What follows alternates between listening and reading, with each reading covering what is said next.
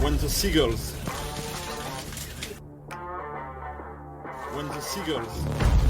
follow the trawler, sardines will be thrown into the sea. Thank you. Welcome, listener, to the Doods, Unathletic Footy Department podcast. I am Pete. And I'm Dim. We are the Doods, and we are going to be coming to you daily throughout the World Cup. We're going to be covering today the groups. We're going to look at it in a humorous fashion, and we're just going to roll with it. And we've got our predictions. We've got our teams. Dim likes a certain team. You can probably tell by his accent what team he likes. Me, I like a certain team too. We are in a country that is represented at the World Cup. Neither of us are really going to support, but we're going to cheer from the sidelines. I'm going to cheer for Canada, dude. You're going to cheer for Canada? Of course I am. Yeah, I am too. It's my country. Yeah, me too. But I don't have too much expectations with them, and we'll get into that in a little bit. And I don't have a jersey. So. And we don't have a jersey. Why is that? That's because of Nike, man. Yeah, they. What is Canada the only team that didn't have a new kit for this World Cup? That is correct. So lame. Anyways, we'll touch into that a little bit more. But for now, let's get this started. You might be wondering, listener, why we are the Unathletic Footy Department. Well, myself and Dim and many of you, we like to think that we know more than the average pundit or the excellent pundit or the crappy pundit or the pundits on TV, because we yell at our screens. We're passionate. We see the game differently. Yes, we are influenced by those pundits as well, but we have our own opinion, and this is what this is all about. This is our own opinion. And we like to get things started with a little bit of beverage talk. So we're not sponsored by anyone, so we're able to say what we want. And Dim, what are you drinking today? What's your beverage of choice as we go through this riveting podcast? Thanks to NordVPN, I can drink an English cider from Canada. I'm joking. It's not sponsored. No. I'm drinking Strongbow as usual. Yeah, Dim is definitely a Strongbow cider drinker. During the pandemic, we definitely had trouble finding cider as we had a shortage here in the west coast of Canada. Me, myself, I'm drinking the official beer of the World Cup, Carlsberg. Hey, it's not Carlsberg, is it? I think it's Budweiser. Budweiser, right. Anyways, I am drinking the unofficial beer of the World Cup, which is Carlsberg, one of my favorite Pilsners, and it is from the Dane country. Oh, they happen to be in the World Cup too, and I'm really excited to talk about them because there's one player in particular who's just magic. So let's get this going. Listener, you might realize that one of us is way more prepared than the other. One of us has an encyclopedia of information, and the other one just has rude, snide comments. And we'll let you figure out which one is which, but it's pretty obvious which one is which once we get through Group A. All right, enough rambling by me. Let's get right into it. Ecuador, Qatar, Senegal, and the Dutch. So what we did a little bit of research on was some nicknames, and we're going to go through, and whether you like this or not, I kind of find it pretty cool that each country has their own nicknames. Some are better than others, some are a little bit weird, and some I'm absolutely going to butcher the pronunciation, but I guess that's what's fun, isn't it? All right, so we have Ecuador, La Tri. The try. The try. They try to get a name. The three. Why is it the three? The three. We decide that we're going to be represented by our three colors of our national flag and playing kit, which is the yellow, blue, and red. That's really creative, isn't it? Oh, Ecuador. Yeah. There's a lot of latree in this World Cup. So yeah, they're finally back after missing the last two editions. They started the World Cup qualifying in 4-2-2, and then Alfaro favored the 4-3-3 at the end of the Copa America. They have two line of compact defenses, and they're actually the strongest defensive base on South America after Brazil and Argentina. And say that's what? why. Yeah, say what? It's like Brazil and Argentina, and then strongest. Ecuador defense. has the strongest defensive base out of like compared to like Uruguay.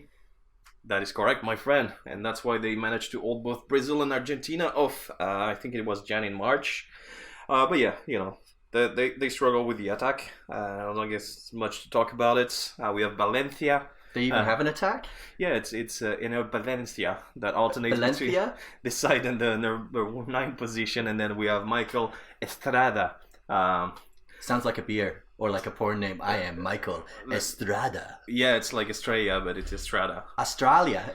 Maybe he's an Australian Ecuador. It's a little version of for the one when it was Lidl or EG back in Europe. That's like probably the Spanish version of Estrella. Got it. So I'm going to Australia. to Australia. So yeah, the gaffer is Alfaro Gustavo. What's a gaffer? I don't understand gaffer. that term. What do you mean by gaffer? The coach. The coach. Yeah, The coach. that's right. The So boss, the main man, the number one, numero uno. the numero uno. That's not a goalie. Maybe he's a libero. So his coaching career began in 1992. It used to be a TV pundit. Not much to say about this dude, to be honest. But he managed to qualify the team, and his contract will end in December, so the pressure's on his shoulder. And if I'm going to be watching Ecuador, which I guess most of us will because it's the opening game, and I'm not being rude. Like there's certain teams that I just don't necessarily have an attachment to, like, whether that's because I don't know the players or so on and so forth. But I might not wake up at 2 a.m. to watch certain teams. But I do know the player that you've kind of identified the player to watch.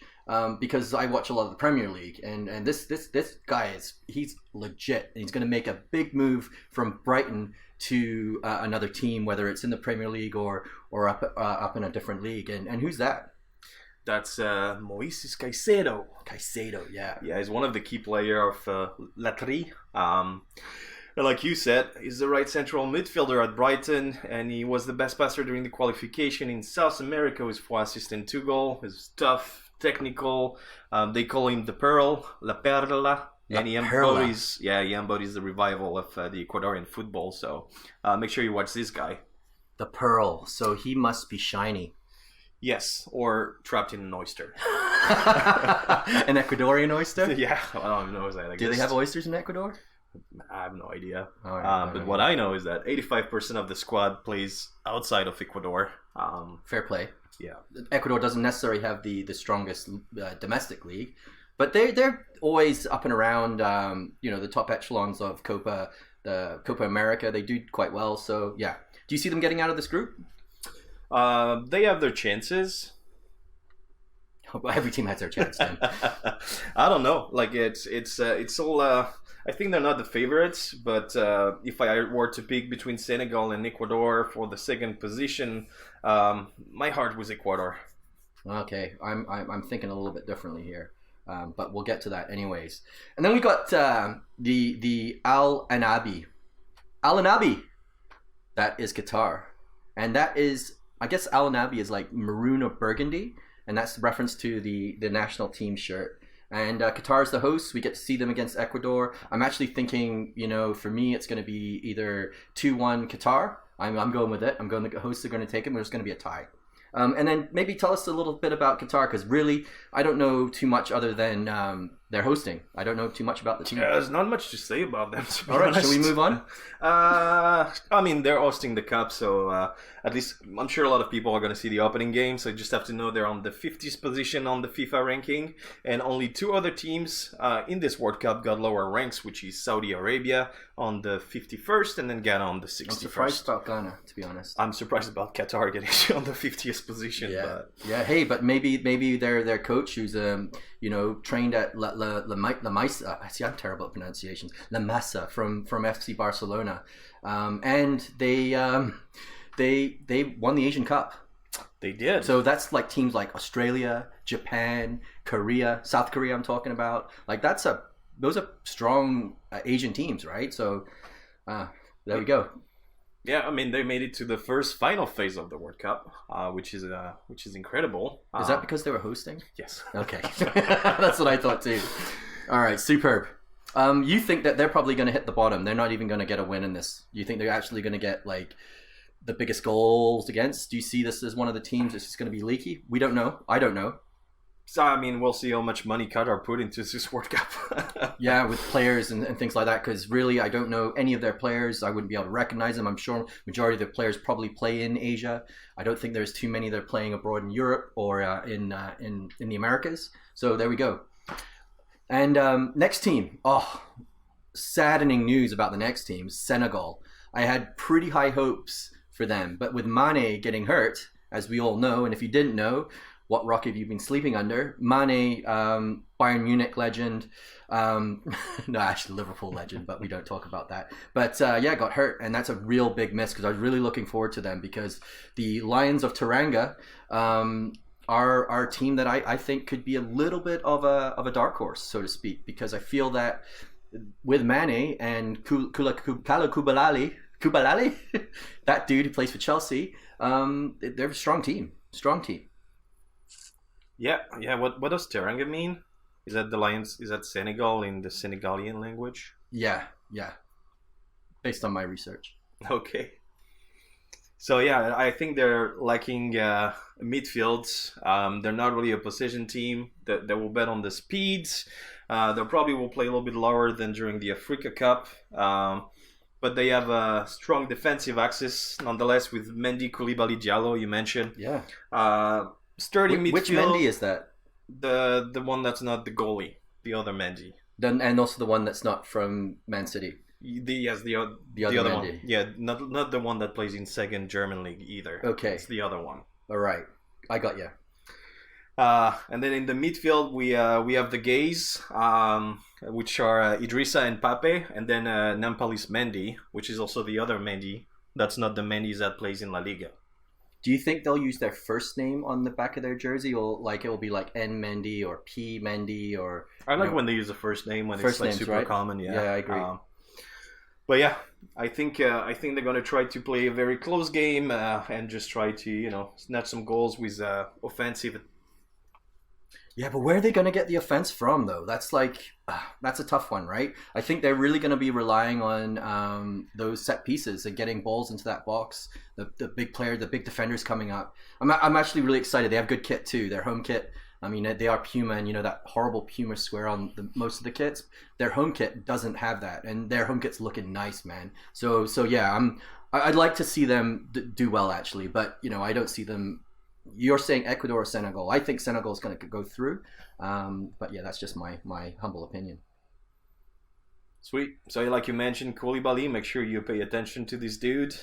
Just arrived at Chelsea this summer. I didn't have the best start of the season, but he's been crap compared to what everybody thought. Like he was at one point the most sought after defender. Manchester United were looking for him. I think like Liverpool were looking for him.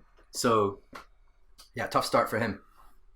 Yeah, but he has the experience and an immense weight on the group, and he already played a major role into the cup victory. So yeah, watch out for this guy. Yeah, cool. I love it. And now the Dutch, the Netherlands, who I've actually seen live when I was at the World Cup in Brazil, and their fans are amazing. Like it was, they're such a good party group, and yeah, a little soft spot for that because I watched them play, and and I'll try and pronounce their nickname here, which is Orange or Oranre juice, which is obviously a nod to their iconic color, which is the orange color, and their kits are generally just beautiful. Both their home and away, and they play that amazing football. And maybe I think one fact that I always find really interesting is that they finished runners up more time without winning the World Cup than any other nation. And is this the year? I mean, not a lot of pundits that I'm listening to are even putting them past like the 16. But I know you, as we get to another segment at the end of the show, you think quite highly of the Dutch this year.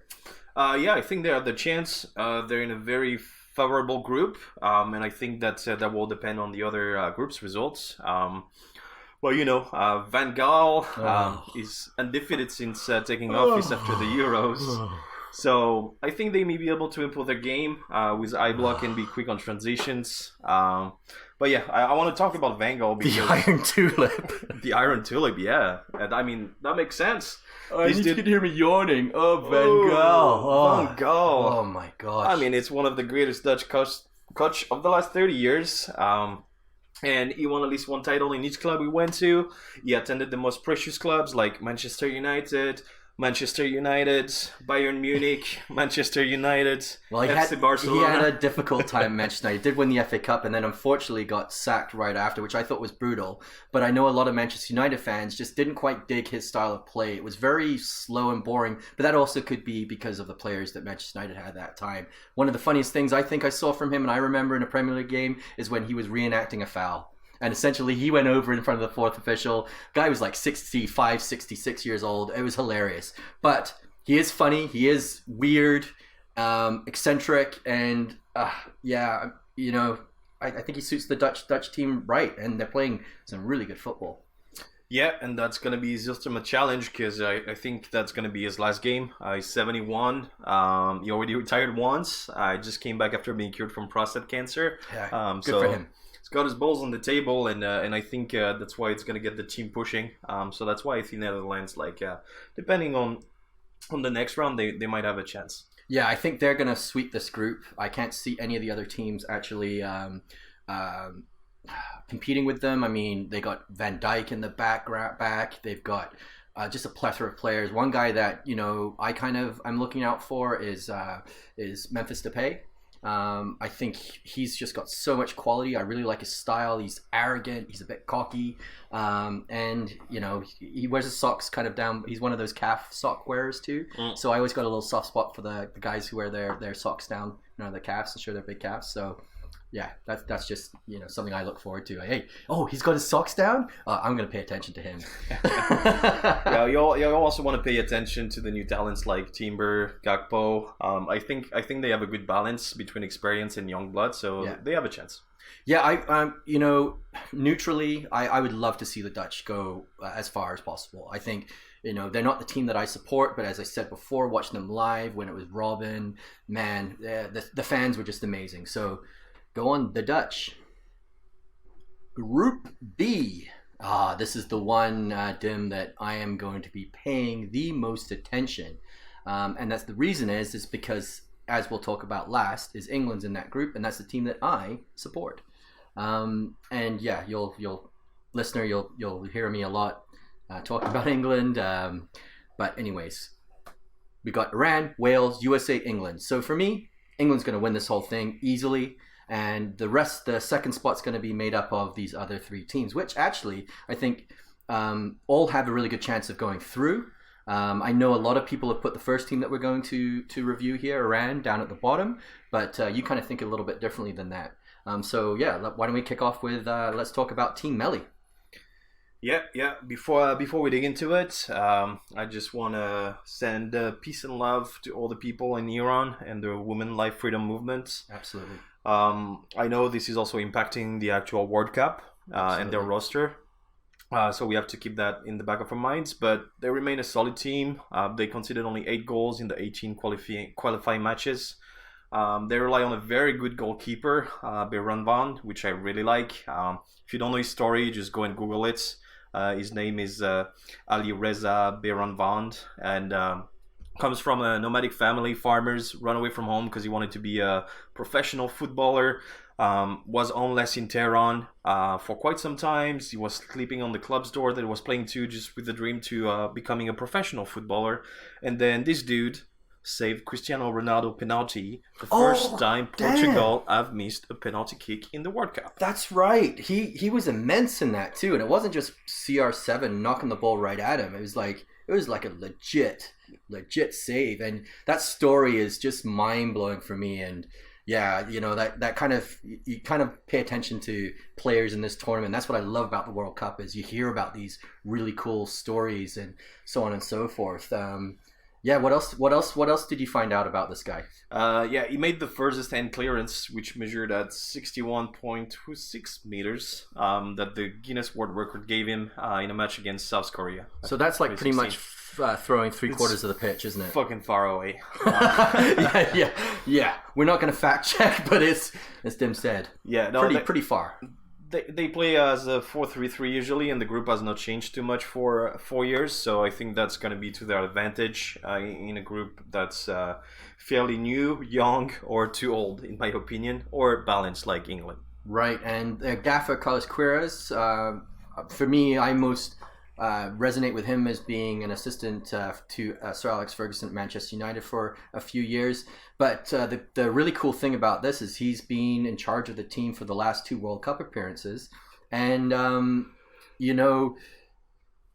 he's got a big challenge here to get to the next round, because I don't know if they've actually made it past the group stage. And this could be their biggest chance with like a Wales team that really only relies on one player, and a USA team that's young and is not quite gelling as many would think, even though all our friends down south would break. Yeah, that's another one. Our friends down south would probably think that they got a good chance because, of course, that USA media really pumps their team up. I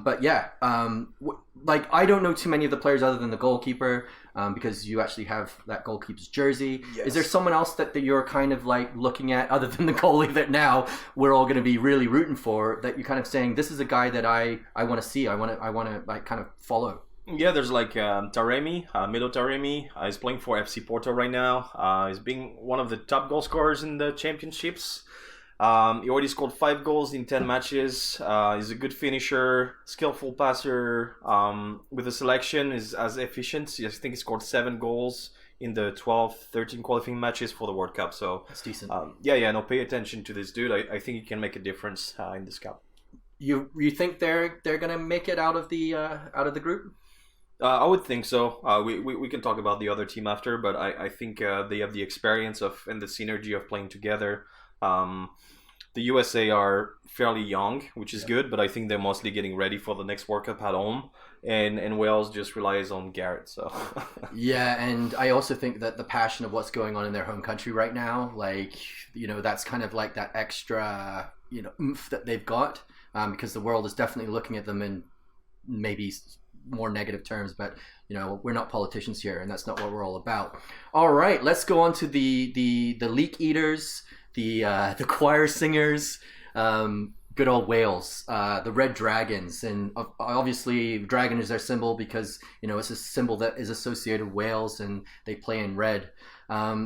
Funny enough, this is only their second World Cup. I for some reason I keep thinking that they're in more, but it was the Euros, and I was kind of getting that confused. So they're back in the World Cup after 64 years, and right now they are really dependent on that guy Gareth Bale, who is probably going to end up being one of the top British players to have played the game with his 3 or 4 Champions Leagues at Real Madrid, whatever that was, and he's a fun player, and I think if he doesn't perform, he's coming off an injury, didn't play too much in the MLS. They just won the MLS Cup. He came on, did 5 minutes worth of work, not too much, right?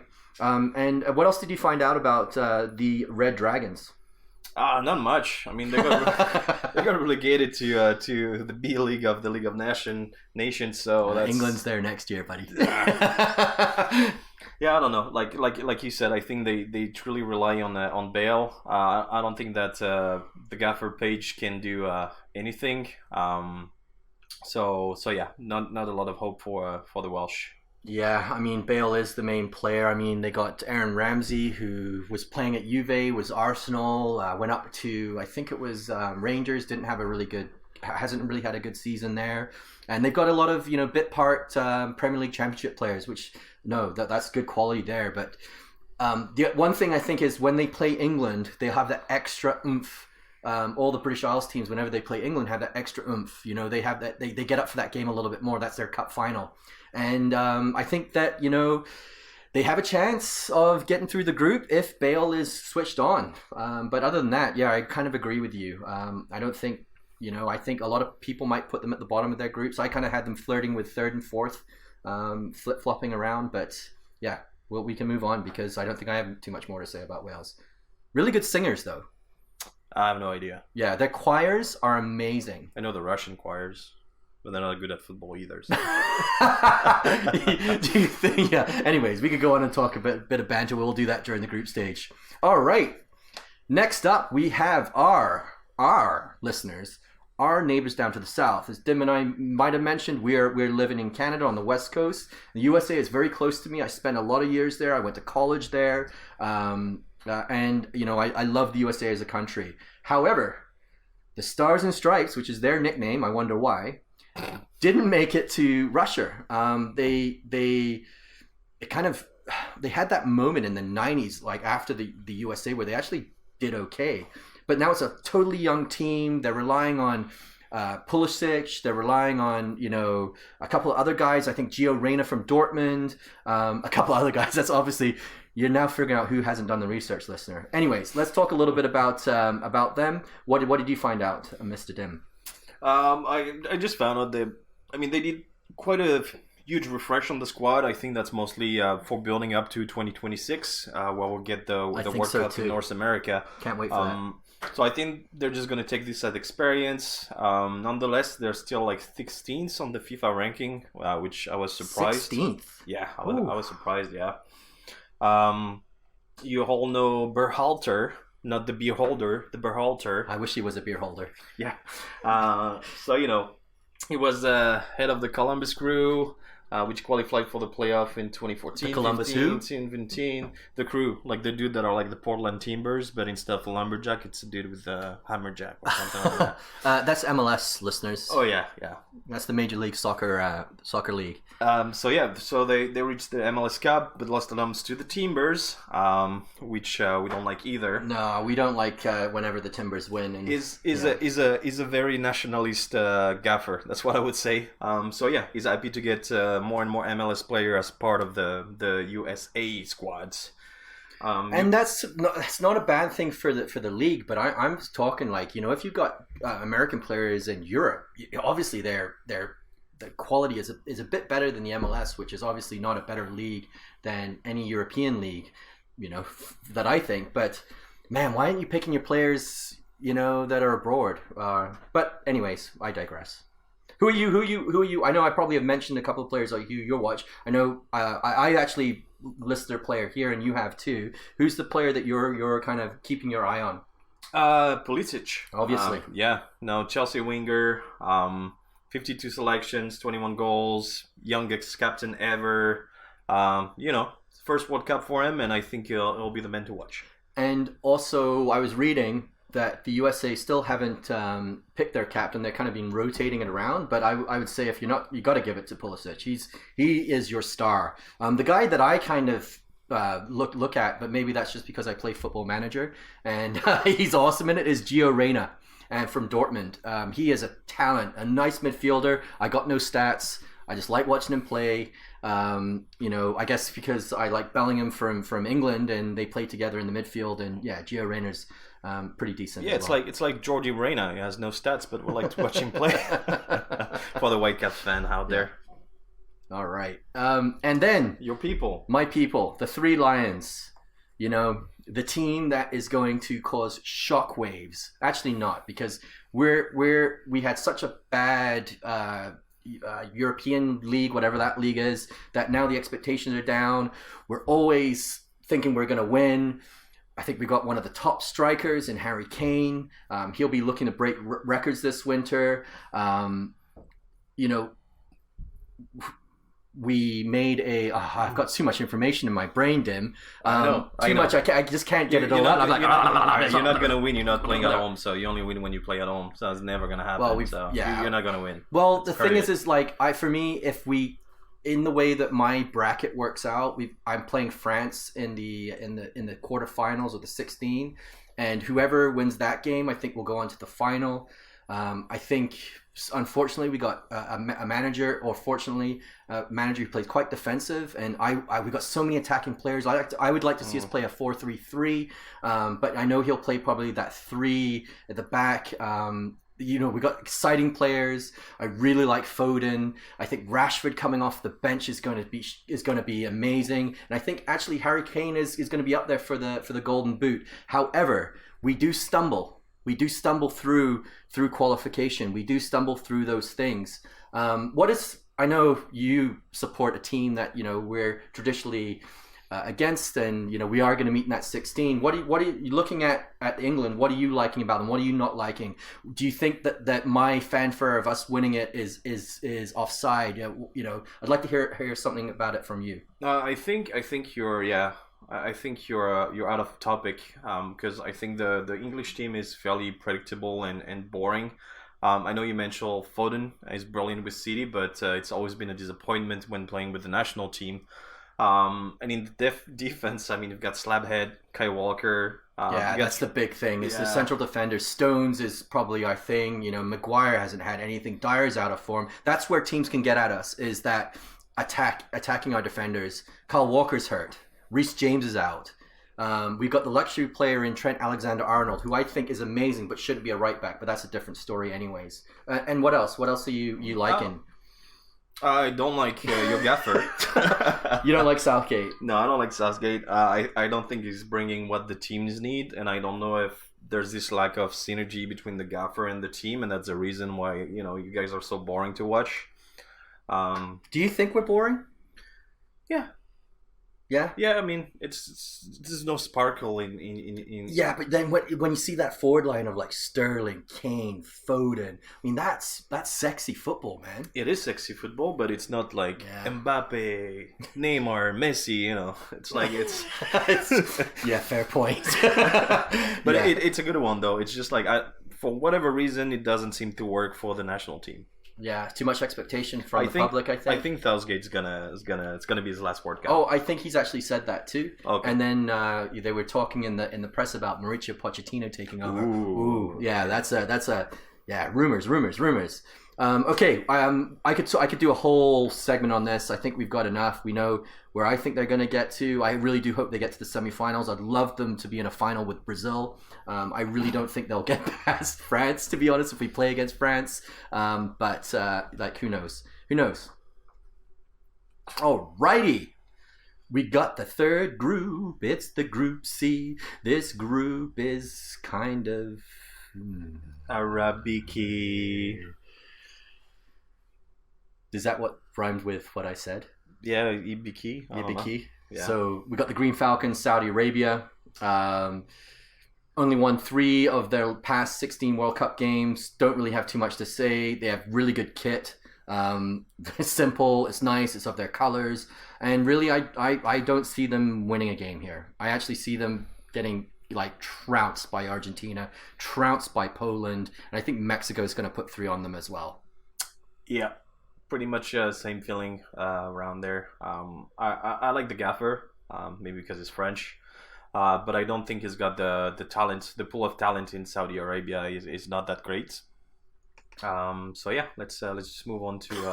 That was the shortest one out of all of them. Probably. Yeah, I know, because we don't know too much about them, No, and much. I can't pronounce some of the players' names, so I can. That's not the problem. Yeah. Okay. So yeah, no, I can give you a player to watch. Watch Salem Al Dwasari. He's the main attacking assets. He's very fast. He's tiny. Is the what we say in French? We call him the rat of the surface. So he's able to do quick changes and lose he's a the rat defenders. of a player. Yeah.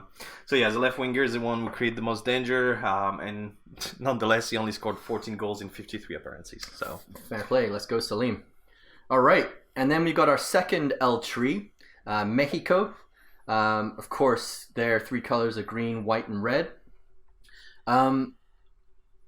Mexico is always an interesting one. I have a soft spot for a player who didn't get picked, Chicharito, which was really surprising for me, but I guess he's disruption. They have Raul Jimenez from Wolves. He's someone who I actually like. I know you like a different player. I think I just don't see if Mexico has the quality to beat Poland, but they're one of those teams that they can prove a shock every now and again. You like the Gaffa? Do you like Tata? Like, what are you thinking about this team of La El Tri? yeah, Tata. No, I like Tata. I like everybody Tatas knows too. Tata, right? Like Martino. Mm-hmm. I think they're going to start in 4-3-3 as usual. Mostly in attack. They don't have a lot of power, so I think they're going to struggle at scoring goals. I think Poland. Mexico is going to be a fun game to watch, or a very boring one.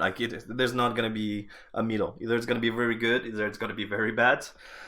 And yeah, player to watch, I will say Guillermo Ochoa. Yeah, he's like, when World Cups come in, this guy's like the man, isn't he? He's fun to watch too, isn't he? He is, and came back to Club America in Mexico City, and I think he's the indisputable holder of the captain and arm. So yeah, I'll watch over this guy. And he's what, 37 as well. So this is probably his last World Cup. But he's gonna give it, unless he's Ronaldo. He'll just keep playing forever. Playing until forever. I would love to see Mexico get through to the next round. Their fans are amazing. The atmosphere that they bring's great. But yeah, I can't see them beating Poland, to be honest. And speaking of Poland, the Eagles, which is their nickname, obviously reference to their national flag and symbol on their crest. They have a great kit. They have one of the best strikers in the world playing for them. And you know, I think they're one of those teams where they've got Robert Lewandowski, and you think, oh man, they're going to do so well, but they just don't seem to get over the line. Or maybe this is where they're at. Like, what else do you think about them? What do you like about Poland? Do you like them? Do you like their play? I mean, I think they're struggling to find the bottom lines. Remember the humiliation they got by Belgium 6-1 in June. Oh, that's right. Yeah. But I don't think that the team is very well balanced, and they rely on Lewandowski. It's basically like Wales, you know? yeah, it's true. And I don't want to... we got a lot of names here, the players, and I really can't pronounce... Krychowiak? Yeah, that's the innkeeper. But yeah. Sounds good. So I talk about Frankowski, Zalewski, Berezinski. I mean, lots of skis. A lot of skis. Yeah, I like it. Is there a player other than, like me, I'm just, when I'm watching Poland, all I'm looking for is Robert Lewandowski. Everyone. Like, is there any other player that you're kind of liking, or anyone that you've identified as someone different than Robert Lewandowski? Of course, because everybody's going to go for the obvious. Like, watch out for Nikola Zalewski, or Zalewski. Zalewski. Because he's Italo-Polish. He's playing for Roma right now as a right-off back. He's a fast player and dribbler, and he also can play in the axis. So watch out for this dude. Nice. Okay, and in our group predictions, you're thinking they're going to go through as second place, right? Really don't know. I have faith for Mexico. I just think, like I said, like either those games going to be very fun, and whoever wins this deserves to win, or it's going to be really straining and boring, and like I wouldn't care at that point. Yeah. And then we have probably one of the favorites of the team, Argentina. This is going to be a fun one for me to say with my excellent Spanish skills. La Albiceleste. The sky blue and whites, which obviously is reference to their iconic shirt. And they do have an iconic shirt. They haven't messed around with it, which I love. You know, when I see that kit, I think of legends like Diego Maradona, of course, Messi too, and they are definitely one of the favorites. And actually, I have them in a semifinal with Brazil, and we'll get into that later. But what do you like about this Argentina team? Because there's a lot of buzz around them right now. Because a certain player, if he wins this World Cup, does he become, you know, the number one player ever to play the game? Probably. I think that's what he's looking for. They've been 35 games in a row without defeat. The last loss was like in July 2019 against Brazil again in the semifinals of the Copa America. I think they will break Italy's record. All they need to do is do not lose the first 3 round matches.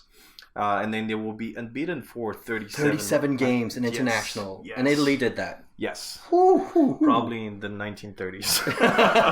And the goals, it was 1-0 scores Yeah. every game, wasn't it? So yeah. Yeah. So I think they're gonna break that record that Italy is currently holding. Of course, it's always around Messi that the strategy is being built. But you know, he's no longer the biggest dad. Like, there's a lot of other people in the team that I think can jump in. I know you have one favorite player that you put as the best goal scorer. Yeah, we'll get to that. Yeah, we'll get to that. And it's not, his name is not Angel Di Maria, who can't stand him. It's not Papu either. No, it's not Joe Queen Carrera, because he just got hurt. And but they do have one of my favorite defenders, Lisandro Martinez, and I feel that, you know, this team is going to be tough to play against. But I think that with Messi and Lautaro Martinez, who for me is going to be one of the top strikers in this league, in this tournament, they're going to score a bag of goals against Mexico. They're going to score a bag of goals against Saudi Arabia. Like, I think they're going to come out with like the most goals scored, and Messi's going to be involved in all of them. Yeah, it would be a surprise for me if they don't get to the semi-final or the final this year. Oh yeah, I think they will. Thanks to their coach Scaloni. I like him because he was the assistant to Sampaoli, which was the wrestling gaffer for Marseille. And I like his style of play. So I think that he managed to renew the group properly, and he set up a proper project, and he won the first trophy since 1993. The Copa America, right? Big. Yeah, it's all there, and I really like the type of game. So I think there's going to be very exciting football to be watched with the Argentina game. Now, it would almost be awesome if either Argentina or Brazil didn't make it in first of their group. They kind of, one of them was second, the other was first, and then they made it into the final. Like a final of Brazil versus Argentina, I think would be absolutely amazing. I'd rather see Argentina in the final than Brazil. No, I'd rather see Brazil. Yeah. But anyways, that's why we disagree. What do you guys think? Well, listeners, I know we could spend a lot of time talking about Argentina. We've got a lot of respect for them. I actually don't want to see them lose. I have terrible memories from the 1986 World Cup, which we'll talk about when we go in there. But I've got a lot of respect for them, and they have really good kit. 2.4 million was the price that they sold the ball then. 2.4 million. Yeah, for the ball. For the hand of God. Yeah. Damn. It's crazy. Love it. All right, we've got Group D moving right along. This group really has no teams that actually, I'm just kidding. This group has Australia, Tunisia, Denmark, and France. They have a team that I'm really excited to watch. France. No, Denmark. And they have two other teams. And I think, if France can make it out of this group, that will be something special because we know that Les Bleus, they're struggling. All right, what do we like about Australia? I think they're going to try to get past the group stage at this point. Do you think they're going to score a goal? They might. I think this is the worst Australian team that has gone through to a World Cup. But again, there's not a lot of Australian players. In the past World Cups, there's always the Cahill or the Viduka that we kind of knew of. I don't know any Australian players really. They are the Socceroos, which is I think a really funny nickname, which is a hybrid from soccer and kangaroo. I don't see them actually. If they score one or two goals, that'll be great. And I don't actually see them beating Tunisia. And I think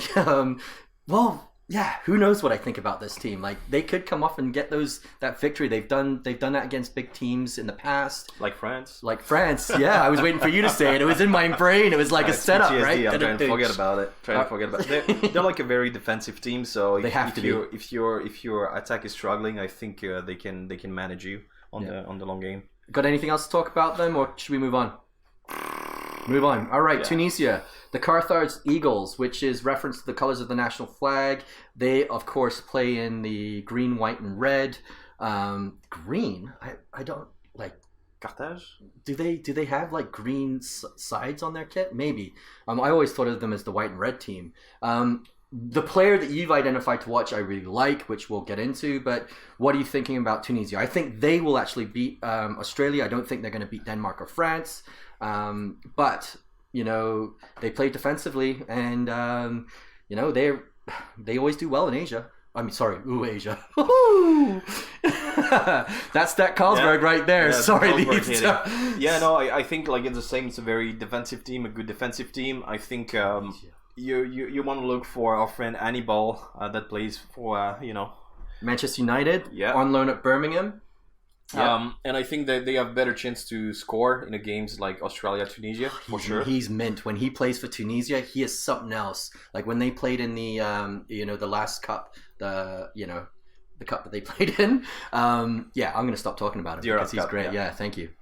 I think he's a good player in the Tunisian squad. So I would watch for Hannibal, and hopefully he will come back to United at some point. Oh, I can't wait. He's one of the young players for United that I'm really excited to, kind of push into that middle of that midfield because he's that number 8. He's that box-to-box midfielder. You can play on the number 10 too. And he's a good young player. Having some issues at Birmingham though, but we'll talk about that in another episode. Now, the next team is a team that I've got very close to my heart right now. This is a team that I'll already ruin the surprise when we talk about certain things about the tournament. But Denmark is one of my big surprises. The Danish Dynamite, for one. Didn't realize that was their nickname. I had to Google numerous times to figure out, is that nickname? And it was. The Danish Dynamite is. And it was because it was used during the spell under coach Sepp Piontek during the 1980s. They play a direct style, fast forwards, fast wingers. They got probably one of the best midfielders who has one of the best stories in Eriksen. I know he's one of my favorite players right now. Absolutely love him. And I think this team here could do a little bit of a shock on some people by taking it to France. And now if they take it to France and France comes second, it's a different story. Then maybe England don't have to play France in that group of 16. But anyways, I know you also agree with me. You like Denmark. You like the whole story. What do you like about them? I think they. What I like mostly about the teams, that's the collective game, and I think they're really good as a group. They know each other. We all remember what happened the last time with Eriksen, and what you could see the whole team just stopping in a heartbeat, not being like, the ref didn't whistle, whatever. Like, it's just like they really care for each other, and I think that's important. I think Hjulmand changed a lot of things as soon as he arrived. Even if he likes, to move forward quickly, he also worked on a better possession game, thanks to Eriksen, Højbjerg's. So yeah, I think they're going to be a really good team. And I wouldn't mind if France finished second. That's an easier go, isn't it? You wouldn't have to play England. Yeah, we'll see. Yeah, I know, but that bracket there. If you get second, I mean, they could come out strong. So I'll be watching out for the Danish Dynamite. Yeah, good nickname, eh? Yeah. All right, and should we don't even need to talk about the next team, the Les Blues. We can skip right over them. Yeah, Les Bleus. But if you were to talk about the French, I actually enjoy watching the French play. I like a lot of their players. What as you as a Frenchman, what are you excited? Are you excited? Do you see them going far? I know I've got them actually potentially going to the final again. I just think they have that pedigree. I think they have that je ne sais quoi. As a Frenchman, what are you hearing? What are you thinking? What are you liking? What are you not liking? Do you see them going far? Do you see them not going far? Give us your thoughts, mon ami. Yeah, I mean, most of the people know that every other World Cup we fucked up, so that would be one of those. So this would be this one, right? That would be this one, because you're already reigning. We have a lot of injuries in the team, midfield especially. Yeah, so we can count on Mbappe and Benzema to actually hold the team. And if we don't have that good synergy at the top, then I don't think we're gonna go far as much as I would like us to. I love the pessimism. Exactly, you have to managing my own expectation as a supporter. How do you feel that without Kante and Pogba, how do you feel they're going to fare? I mean, they got the two midfielders from Real Madrid. Do you think that they're enough? They're a bit young. Like, do you think they can hold this down? I think they could potentially, but I've heard today that Benzema and Varane were training not with so they're not going to be ready for the first game. I don't know. Which is okay. I don't know. So that's why I'm just like managing my own expectations. If we come with a boom, we come with a boom, and if not, I don't think it's good element. So yeah, that's the last World Cup for Benzema. Gotta say this, I think. Hey, as like a fan of Benzema myself, when he plays for Real Madrid, this would be great for him to win. Ballon d'Or winner, get that. I think get the World Cup. Yeah, with all the history he's had in the past. I mean, they got Australia in the first game, so they don't necessarily need to start Benzema. The Rolls Royce that we know is Varane, who is one of my favorite defenders. Give him as much time because they don't have they got Australia first, man. They could play the B team, but. Saying that, they struggled in their friendly games. They struggled in the last European competition, and probably going to rely on Mbappe. I'm sorry, Mbappe. Mbappe, yeah. I think that's going to be one of the major challenges. Going to be the alchemy between Kiki and Benzema out there. I heard Giroud was potentially injured too today. So France have been nailed with a lot of injuries, and that's probably the problem with having the league and the World Cup where it is. Yes. But I'm excited to watch France. I do think that potentially Denmark can beat them, but my group on that is France, Denmark going through. All right, let's get on to Group E, which, and man, it's like always one-sided, these groups, aren't they? Yeah. We got Costa Rica, which is another Los Ticos. Well, I know it's a bit different. It's slang for the natives of Costa Rica. They really I don't think they're going to do well. No. They're one of the lowest ranked team. They're a great country. I've heard it's amazing. I'd love to go down there, but really, I don't feel they're going to do anything. And I really don't have any player that I can grab onto. But I do like their nickname. I think that's great for Los Ticos. I mean, they have Benite. Yeah, the left winger from Sunderland. He's young, isn't he? Yep. Only 18. Only 18. Do you remember when you were 18? That's a long time ago. Mm-hmm. So I would watch out for this guy, but that's about as much as I have to say about this team. Don't they have the keeper from PSG who was supposed to be the starter and now is the backup? And isn't he one of these like guys who comes into the World Cup and like hits everyone? Like what's that guy's name? Navas. Yeah, Navas. Yeah, he's like another one of those keeper like Ochoa from Mexico that comes in and just like has the best World Cup ever, and then there he goes. He's sitting on the bench at PSG. Yeah, not a big fan of PSG or Navas anyway. Oh, I wouldn't have guessed. So let's move on. Listeners, we mentioned PSG. My friend here, Dim, obviously is not a PSG fan.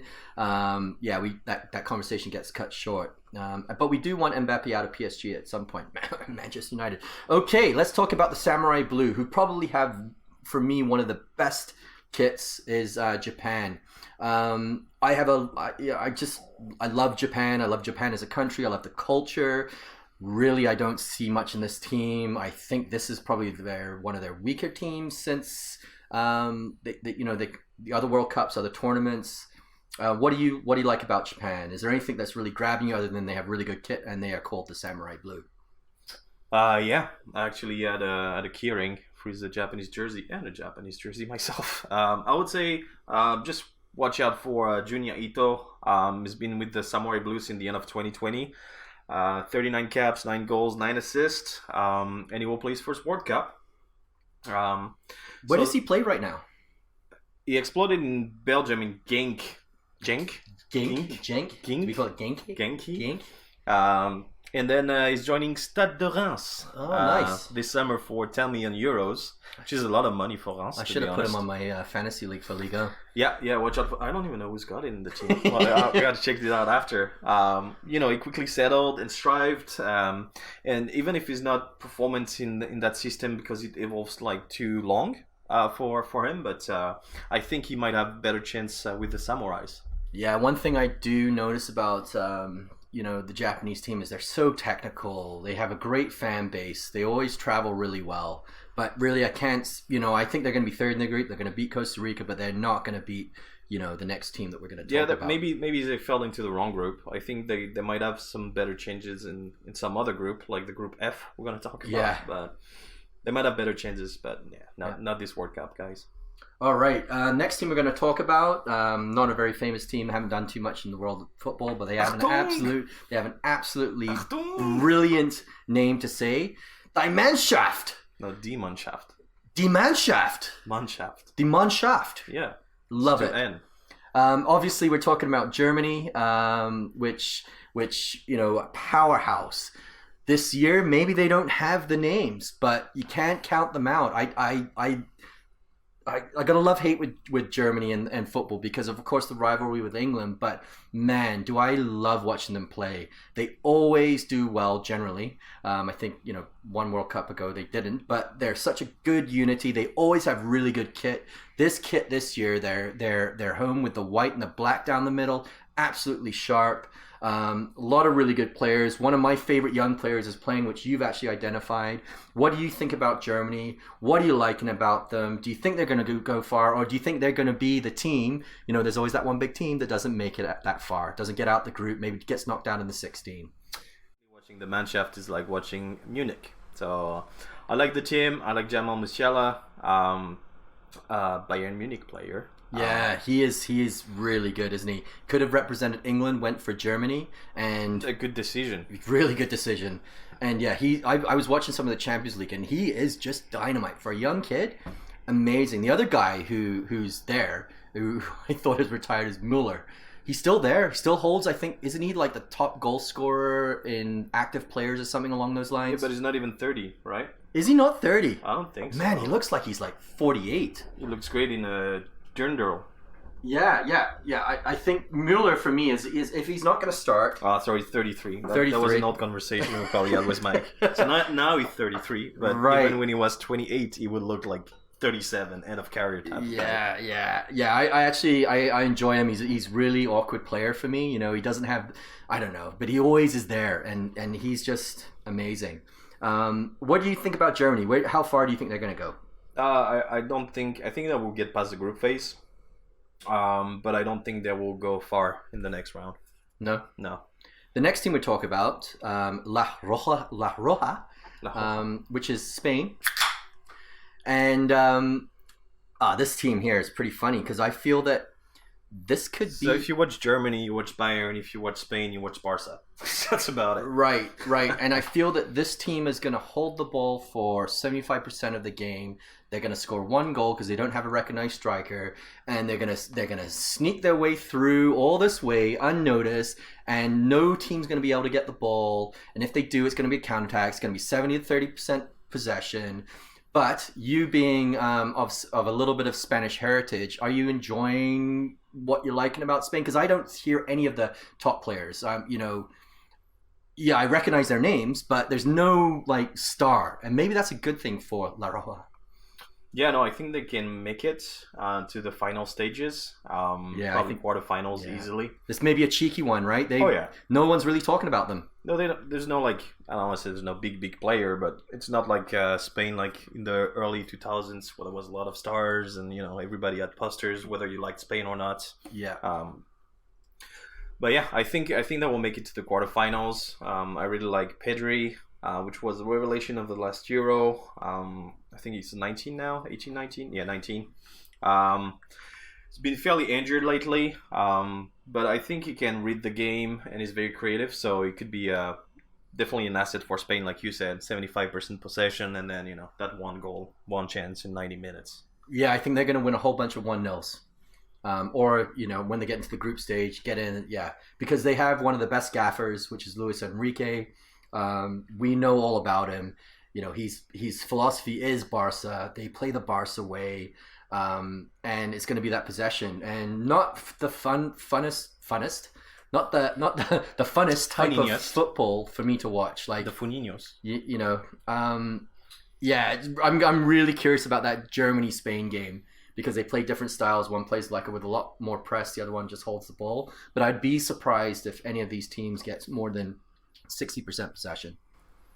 How excited are we to talk about Group F, which otherwise known as Group F, because as we have alluded to, we are both located on the west coast of Canada in the beautiful city of Vancouver.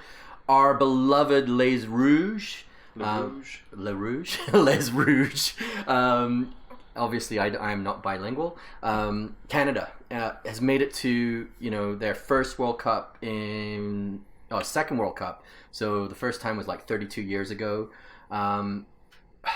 There's a weird hype with this Canada team here because we did so well. We've got one of the best left-sided players in the world. We've got an absolutely amazing striker. There's a lot of hype here in Canada, especially in BC, that they're going to do well. Now, I'm coming at it a bit negative because of their lack of experience, because they have two powerhouse European teams in their group. I love the way Canada's played throughout the qualifiers. We've watched Davies since a 15-year-old in the Vancouver Whitecaps. I mean, I've seen him play when he was 15. He was absolutely electric, even though we were losing. One of the best players I've seen live. Love the development. Love the fact he went to Bayern Munich. Loved all the accolades he won. Love the fact that Jonathan David plays for Lille and was top scorer a couple years ago. Maybe I don't know my facts right, but I can understand why Canadians are really getting hyped. We get really behind world tournaments when our team is there, and it's exciting to do. But I'm kind of like that naysayer where, man, when we'll talk about Croatia, they got Modric. When we talk about Belgium, you got Kevin De Bruyne and all that quality there. Are you feeling the hype here? Like, are you getting on this bandwagon? Because I know a lot of my friends in my WhatsApp chats are like, Canada's going to get there. We're going to get to the group of 16. We're going to be the biggest surprise, and so on and so forth. What are you thinking, Dim? What do you like him? What are you, like, kind of level setting? Are you on the hype train? Are you kind of like me where you're like, I'm not really on the hype train, I guess, as being Whitecap supporters. We've seen all those bandwagon jumpers. Like, I don't see that many people going to the Canadian men national team games. I know the women's team's more popular. I really love the women's team, to be honest. So yeah, I'm not jumping on the bandwagon. I think they're in a tough group, and they're going to try to create a surprise. But, you know, I think it's going to be very difficult. But, you know, we have good attack. We have the duo, like you mentioned, Jonathan David and Larin from Bruges and Lille. And then, yes, we have Davis. You already mentioned Davis and Buchanan. Buchanan, he's awesome. Like Nahum Buchanan from the Hells on Wheels. Buchanan. Yeah, you're right. So, yeah. I think it's gonna be a tough group, like I mentioned. We have Belgium, we have Croatia. As much as we were very maybe impressive or fresh during the CONCACAF, the World Cup's a different game. I'm fairly pissed we don't have a new kit because I would have really loved to buy a new kit. Should we talk about that? Yeah, I mean they're like, what I hate is like the federation spent over like $10,000 to get fucking new suits with a shit logo. I hate the Canada Soccer logo. That's another thing. As a designer, you're bugged about that, aren't you? I'm very bugged. So yeah, I'm just like disappointed that they can get a new suit, but like we cannot get a new jersey, and you can give me like all the crap you want about jersey production cycle or whatever. But every other team in the World Cup has a new kit for the World Cup. Like, they always have new kits. Yet our federation decides we don't want a new kit. Yet, if they sold a new kit, yes, we're a small country of 33 odd million people. And yeah, not a lot of people, a lot of people love the sport of football. And I feel that within, even my friends who don't necessarily watch games like you and I do, they would all buy the kit. Like, Davies would be off the shelf. Imagine like the sales and the oomph you could get and be like, let's get really pumped about this friggin' World Cup if we had a new kit. I was so disappointed because I would have bought it. I would have bought 100%. Yeah. 100% would have bought a kit. Even if it was terrible, I would have bought this kit. I give my money to the Chinese. Yeah, I know. And I'm kind of thinking that too. But actually, I got a Canada rugby jersey that I'm going to wear, which goes to show you, like, it's just mind-boggling for me. I really do hope they cause a surprise. I think they could beat Morocco or tie. The Belgium game, as you know, we talked about in the pub. If they can produce a win there, which maybe Belgium comes in not knowing Canada and not knowing the way they play. That would be immense. Like, it would be epic because, when the Winter Olympics were here and Canada won the World Cup in ice hockey, it was like one of the best atmospheres ever. And I know we as Canadians, we get behind our national team. I really do hope they do things, but just looking at it logically, and also, damn, I wish they had a new kid. I think that's our biggest gripe, isn't it? Damn, wish he had a new kid, yeah. Yeah, okay, cool. And I know that, we've talked about the players. Fonzie, I hope he's better. Like, I know he's hurt.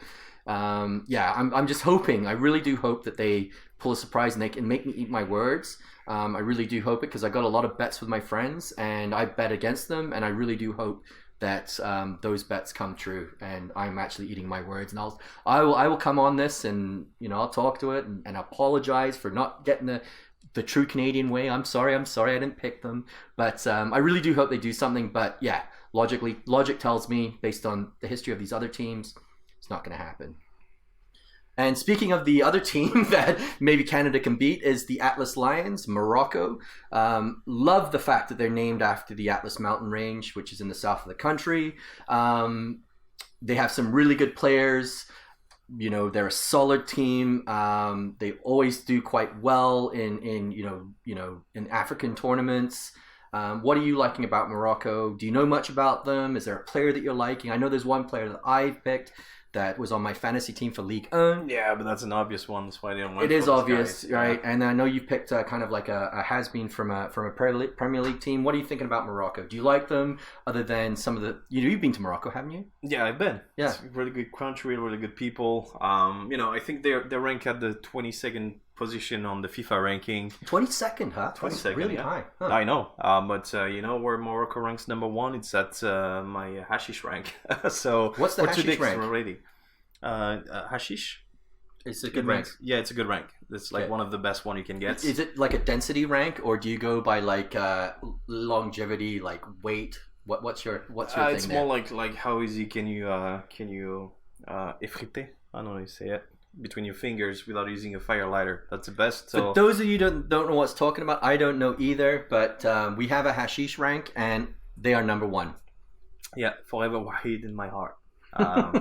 So yeah, I don't think there's a lot of hope for Morocco out of this. Can they group. beat Canada? I don't think so. I would put Canada above Morocco, first because I'm Canadian, and second because I think we have a way better attack. And we have probably a better player than they have a better player. Players. No, like our star player is better than their star player. Players. Our star players are better than their star players. Players. Okay. All right. Do we need to talk about them anymore, or we can move on? Let's move on to Belgium. All right. Les Diablos Rouges, Red Diovels, Red Devils. So that was 3 versions of it because of their multiple languages that they speak. And of course, they are named like the Red Devils in reference to the red playing shirt of the national side. Now, they have probably one of the best goalkeepers. This is the last of their generation, I feel. I feel this is their time to win it.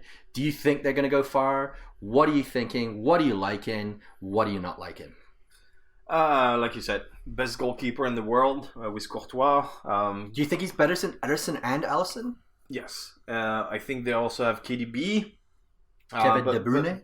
De Bruyne. Now, De Bruyne. do you feel when Kevin De Bruyne has a good game, is his face redder or not? Do you feel like when he's had his best game, his face is like beetroot red? Yeah, I think that's my next point. Like the defense of Belgium is aging right now, so I think it's gonna get a big red head because it's gonna have to run longer. Yeah, and then that's when we know he's played a really good game, right? That's our like barometer. Is how red is Kevin De Bruyne's face? Well, he could be really good and doesn't have to be red if he doesn't have to run that much. Yeah, he's running a lot though, isn't he? Yeah. He's one of the best players in the Premier League, you know, so... If not the world, one of the best midfielders in the world.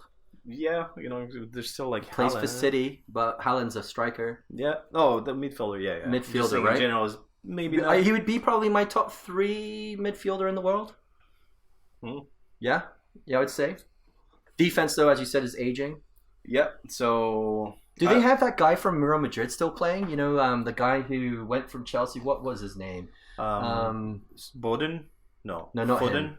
No, he's still in Man City. There was a Belgium who went from Chelsea to Real Madrid that we haven't heard from since. It was maybe in the pie shop, Maybe eating all the pies. maybe he's in. Was it a Hazard that he ate all the pies? Yeah, maybe he went into the Hazard. Yeah, Okay. Is he still on the team? I think so. Yeah, we don't know, do we? Would you like to see Hazard have a good World Cup? Or yes. do you not care? I mean, I don't care for it. I don't care for Belgium, to be honest. No. What don't you care about them? Like, they have a great manager. I love Roberto Martinez. I think he's like, he's a fantastic manager. This is the tournament for them, isn't it? I think it is, but I don't think they're favored in any way. So it's just like, sorry guys. Do you think they're going to win this group? Yes. You don't think Croatia can beat them? No. It's going to be a battle of the old midfielders, isn't it? Yeah. Cool. But yeah. So What do you think about Lukaku? Like, you know, he's a polarized figure. Was amazing for Inter. Came, you know, when he was with Man United, didn't have. Well, I thought he was a pretty good player. Then, you know, went to Inter, had an amazing season. Went back to Chelsea, had an absolute shit because I don't think the coach played him right. What are you thinking about Lukaku? Because he's going to be someone that we're all going to be talking about. Yeah, I mean, he's got experience in the group. It's just how fit it is. Yeah. At this point, maybe he can play defense. Maybe, maybe, right? No, but he would be epic in defense because he's a big dude. All right, we all know Kevin De Bruyne. We all love him. I know I do. Let's talk about the Veterni, which is the Croatian Veterni, which is the Croatian national team. It means the fiery ones. I have a soft spot for their midfielder, Luka Modric. I actually am a little bit upset with Croatia because, of course, they took England out. And I felt we could have won that game. And a lot of people are saying that maybe they're over it. They're out of shape. They're not going to do well. But I just think that experience that Modric has is just going to take it to the next level. Do you know anything about Croatia? You're liking them? Other than their weird kit that got Yeah. The kit that Nike did, they kind of messed with it again. Why? Don't mess with that kit. Yes, Nike is not good with kit for this World Cup in general. I mean, they did the French one good, but that's maybe that's two plain, kits. right? Yeah, They're good with plain it's kits. easy. Yeah, it's like boring kits. Puma is good with fancy kits. Other than that little square that they have in all the away ones right now, I don't like the Puma away right now. True, but usually they're more like they're trying at least. Even if sometimes it's not working. And the away kits in the Premier League with Puma are terrible. But in France. Yeah. So basically, if you're a home kit with Puma, we like you. If you're a away kit, jog on. Yeah, basically. I think they're gonna score. They can score a lot of goals, but I think they can take a lot of goals. The defense has been changing a lot since the last time. Still on the left, isn't he? Yeah, and it's gonna be a matter of the goal average in this group, if you ask me. That's how I feel about it, because I think Croatia can score a lot, but they can get scored against a lot. I love Modric. I think it's probably one of his last World Cup as well. He's here. He's there. He's everywhere. So yeah, it was painful to watch the French Croatia, because they were like a very good team too. The final was just like crazy. That was the 4-2 final, right? Yes. So yeah, that was a great final. You still remember one of the better finals I've seen because of the goals. You got goosebumps. I can feel Yes. it. You're just talking about it. Man, I mean, it would have been great. I mean, Modric won the best player the last World Cup. How did they do in the Euros? Don't know. We didn't fact check that, so we'll move on from that. I know we have a big Croatian community in Vancouver. If they go off, the part of that city where they all are goes off too, and I really do like Luka Modric. I really do wish him the best tournament, but I think it's Belgium's group to lose, to be honest. All right, next up we've got Group G. Group G has Cameroon. Remember Roger Miller? Remember the kit? Remember the kit that they had where they had the sleeves, and then FIFA made them put those like little things on the sides of the sleeves? You don't remember that? No, I don't. Oh man, Cameroon. Now, Lions Indomptables. How do I say that? It's French. Indomptables. Indomptables. Right, and I think for me, I just have that nostalgia with Roger Miller. That old team. I don't really know too much about the team this year. I know that their manager, Rigobert Song, he's getting them together. They have a goalie that you've identified. Again, you've identified a few goalies as your players to watch. Tell me what you like about Cameroon.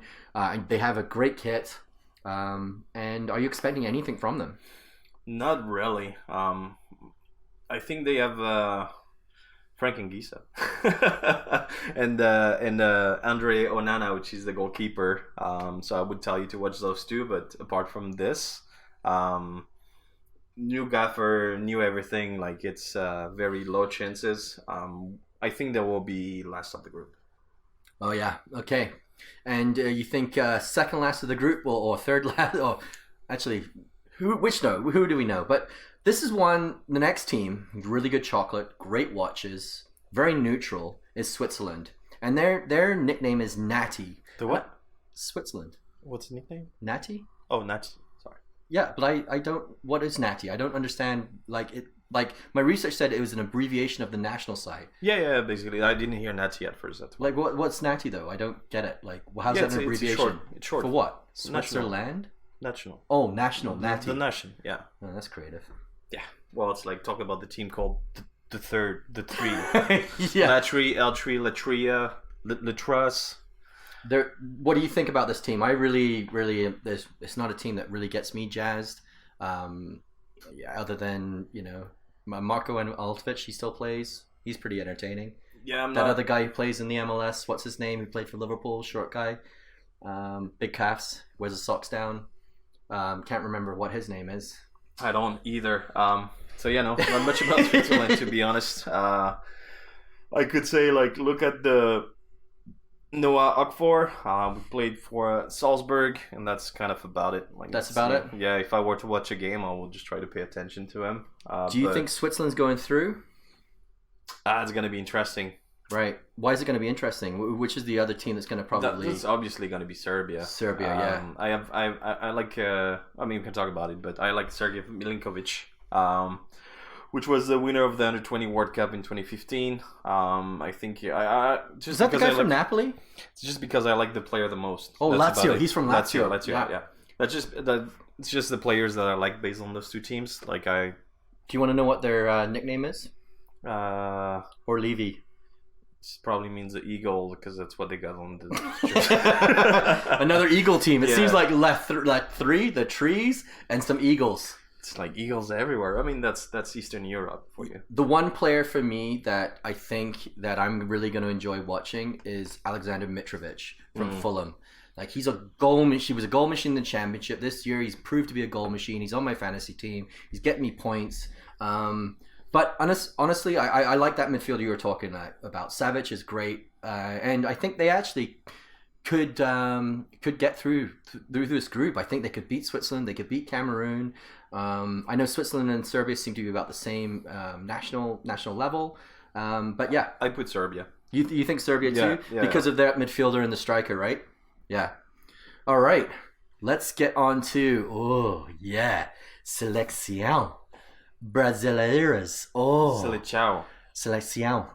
It's pronounced Selección. So selection.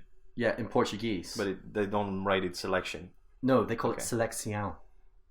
Can you say it? Yeah, exactly. The ow. It's like São Paulo. And that is Brazil. Oh, Brazil. Oh, amazing beaches, amazing food, beautiful women. The country is amazing. I've been there many times. I went to the World Cup there. They're going for their 6th. They're my pick to win it. Brazil, muito bom. Oh, I hope your ex-wife listening.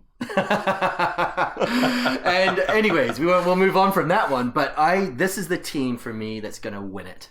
They are going to come through. It's going to be the year. It is. You think so too, right? If they were to win it, that's like take our neutral, take our French and English hats on. This is they're your pick.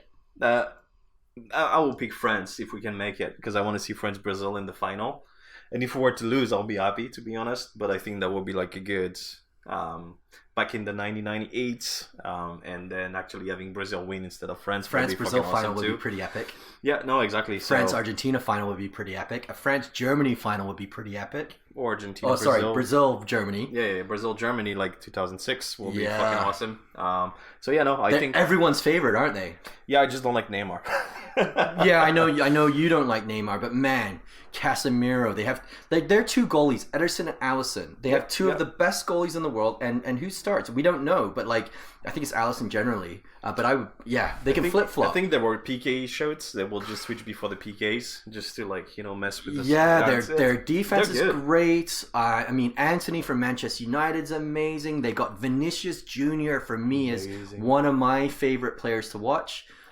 There's so much to say about Brazil. There's a lot of pressure on them, as is every World Cup. I feel this is the year they're gonna hit their 6. Neymar's gonna get the best player of the tournament. I hope he fucks up. I know you do, but yeah, we all have our Neymar dislikes. But I think this year it's not all about Neymar. He has so many other players. I mean, as I said, for me, Casemiro is one of my favorite players. I also like Anthony, and I've listed kind of like a player that maybe you might not have known, but I have the inside scoop from my brothers from Sao Paulo, and that's a guy called Gabigol. He plays for Sao Paulo. He's a silky number 9. He'll get a Euro contract after this game, and just watch his highlights. Gabigol, it's epic, man. He's like, he's not even gonna start. He'll come off the bench. And he will get a Euro contract. He will get a Euro contract. You want to bet on that? I will. Okay, let's do it. All right, we just shook our hands. He'll get a Euro contract after this. Okay. We'll determine what the bet is after. What are you? And they have great kit. Like, always. Really good. What are you liking about Brazil? What do you think about them? Are you getting as jazzed as me? I know I shouldn't want them to win, but I have so much history with Brazil that I actually would be cheering for them. Oh yeah, I mean, like you mentioned, you got Casemiro, you got Paquetas, you got Rafinha, Vinicius, Richarlison, Dani Alves. Alves. It's just like it's too many names. I think if there's a World Cup to win, that's this is it, right? I hope they don't fuck up. I hope Neymar don't fuck up because I still feel that the same way we talked about Bale and all those captains being the one leading the team, I think that's on Neymar. And looking at the way Thiago he Silva. played, looking at the way that Neymar played in Paris, if he fails, then the rest of the team fails. It drags everybody down. But he's That's why I doing don't really like well it. right now for PSG. This season, for This whatever season. reason. I don't know what's the magic into Getting into the the World back Cup, room, man. but maybe. Yeah, I their manager's great. You know, he's got the team down. He's got players from the Brazilian league as well, which I think is always great. But man, this is going to be a team. Oh man! But the thing that I'm thinking about is in that semifinal that I predicted, Argentina Brazil. Oh, that'll be a fun game. That will be a fun game. It's going to be a lot of diving, a lot of rolling around, a lot of chaos, and Well, then we can talk about the referees on the following podcast. But I hope the ref will actually, change the way they call faults. Just let the game play a bit more. yeah, because you know the players are going to go down. Yes. You know Neymar's going to roll around. You You know it's games going to like happen. Argentina, But they and do Brazil, it. They yeah. do it properly. They do it in the right way to get them There's that no advantage. right way that. Oh, they get the advantage though. Sure, but there's no right way to do it. If So- if Neymar gets hurt in the first game, does that change your thoughts on Brazil making it far or not? No. No, No. I think this last World Cup, yes, 100%. They're the Avengers of the World Cup. Let's Yeah. be honest. Yeah. It would be really funny if they didn't make it out the group, though, eh? Woo! I wouldn't want to be in Brazil for that. It's like Serbia first, Switzerland second, third Brazil. Oh, I know, and I know all my Brazilian friends are just getting jazzed. It was the most special football moment in my life being in a World Cup in Brazil. It was just epic. I wasn't at a Brazil game, but I was partying with some Brazilians, and you could São Paulo was busy, and when the Brazil team came on, empty, absolutely empty. Everybody is watching. It's just part of their blood. It's part of their culture, and I friggin' love it, man. Okay, shall I drink some cold water, get into an ice shower because getting a little bit excited there? Yeah, that's what you need right now. Should we talk about the next best group, which is Group H? Which is the last group. Yeah, last group. What do you think about South Korea? So the first team have a player that I wish was on the team that I support in the Premier League, which we all know is one of the greatest players ever. Their nickname is I'll try and say it, 태극 전사들. which is the Taejuk Warriors. One of the top Asian teams, always do really, really well in the Asian tournaments. They have Park Ji-sung for me. YP Lee we've seen live. I love Korean culture. I love the national team. Their top player, who I think you've identified. What else do you like about South Korea? They got a really good gaffer too. A lot of people will probably put them at the bottom of this group, maybe not qualifying. But what do you think? I think they might end up third against Ghana, which we're going to talk after. They most often line playing a 4-3-3, and they're doing a lot of quick transitions. But I don't think that they have the cohesiveness as a group. Cohesiveness? Yeah, you got it right. So yeah, they have Sonaldo, as you mentioned. That's gonna be Sonaldo. Isn't yeah. that one of the greatest names? Yeah, exactly. Song Ming Son.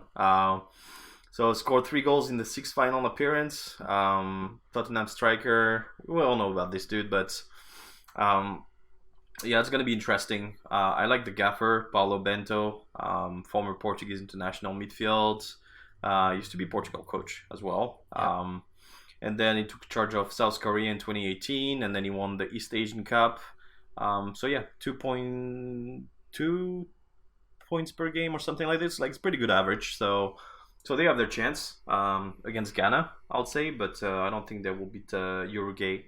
Yeah. The only thing though that's kind of a bit of an iffy there is Son fractured his eye socket in that last game, right? So I don't know if he wears a mask or not. It's gonna be tough going into headers, but I feel they get the ball to him. He can, doesn't matter what team he's on, he can make it work. And yeah, again, if they can get a result against Ghana, if they can get a result against Uruguay, I don't think they're going to beat Portugal. But honestly, I don't feel they're going to get through to the next round. Nah. But yeah, they're one of those feel good teams for me too. You know what I mean? Yeah, they might be better than the Black Stars. You're right. Speaking of the Black Stars, that's Ghana, and that's reference to the Black Star in the center of the Ghanaian flag. They missed 2018. They've always been a pretty big powerhouse for in Africa. A lot of players play around different top leagues.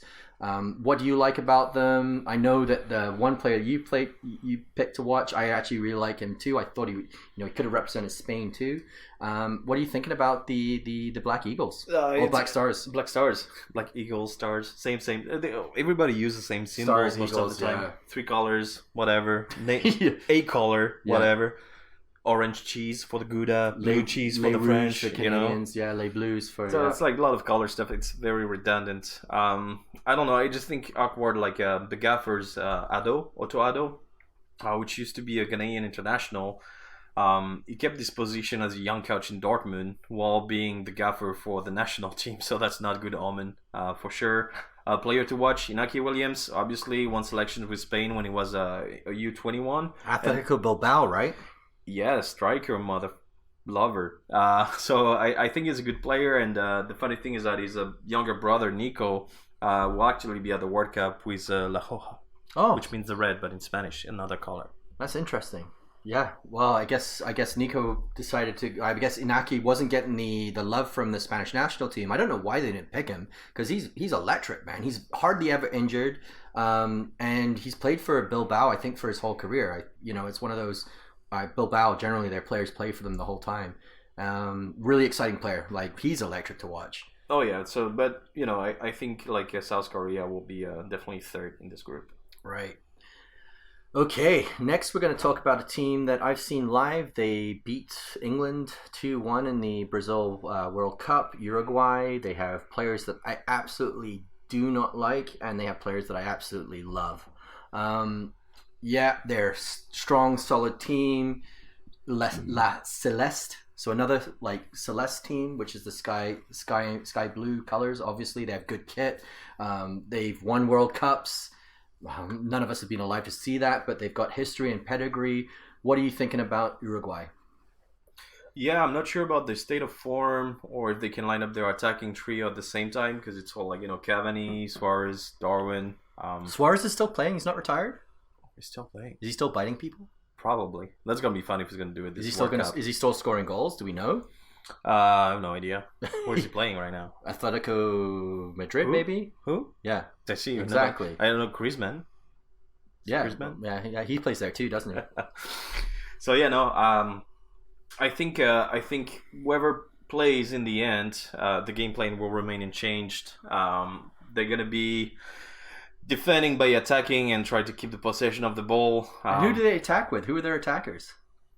Cavani. Give it to Edison Cavani. Pass him the ball and he will score the goals. So yeah, but it's not Cavani. Like I didn't pick I picked like the third most obvious player to watch, which was Darwin Núñez. Do you think he's the third most obvious player, or do you think he's the first most obvious player now because of that transfer to Liverpool? Yeah, might be. We used to have was that the TV show The $1 Billion Man? Like I like to call him the €100 million man.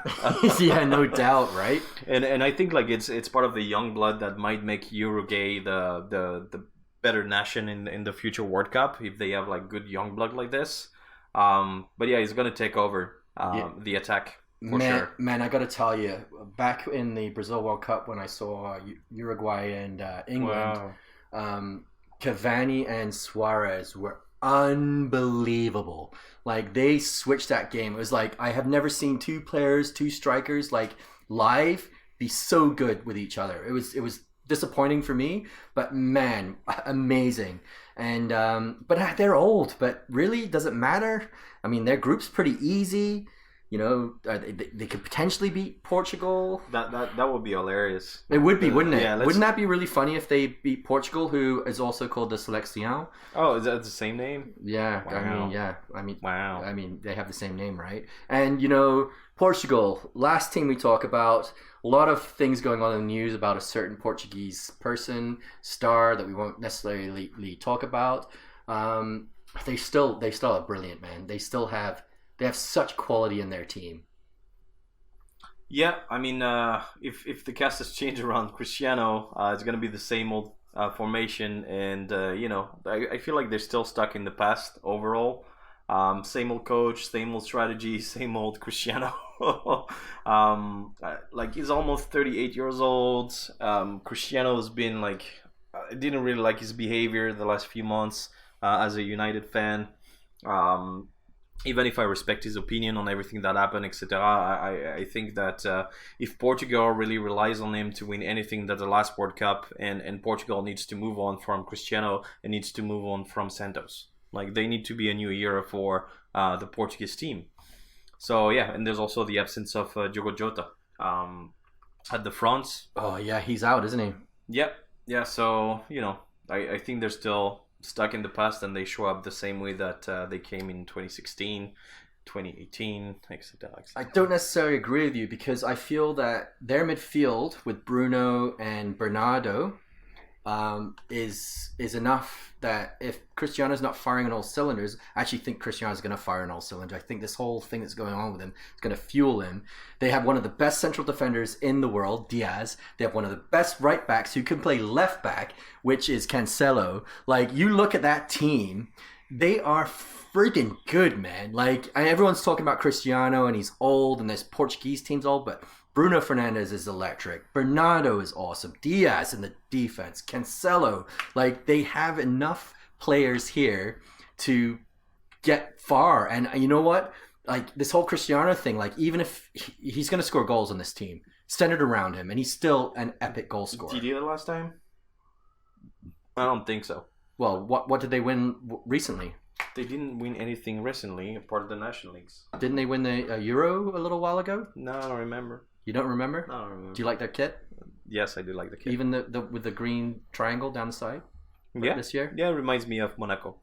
It does? Yeah, it's like the same vibe, like half red, half white, different colors. And you know who else they've got in defense? Is Pepe. And how old is he? Damn, he is old, but he's still performing. Yeah, but that's what I'm saying. They keep holding on to older players. Does Pepe get red carded this World Cup? He will get a red card. You feel? Oh yeah, I will bet on it.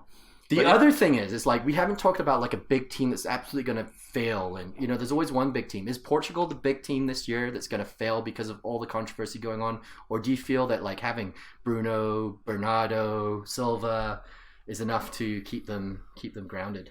It could be France failing, to be honest, as I mentioned already. When we're discussing this, I think like the Selecao, they have old blood. And I'm thinking forward thinking. I don't think they're going to go far this World Cup. They're probably going to get out of the group. They might get out of the next round, but I don't think they will go far. And then what's up in 2026? Like what's the plan for the Portuguese Federation? Well, Ronaldo said he's going to retire after this if he wins it.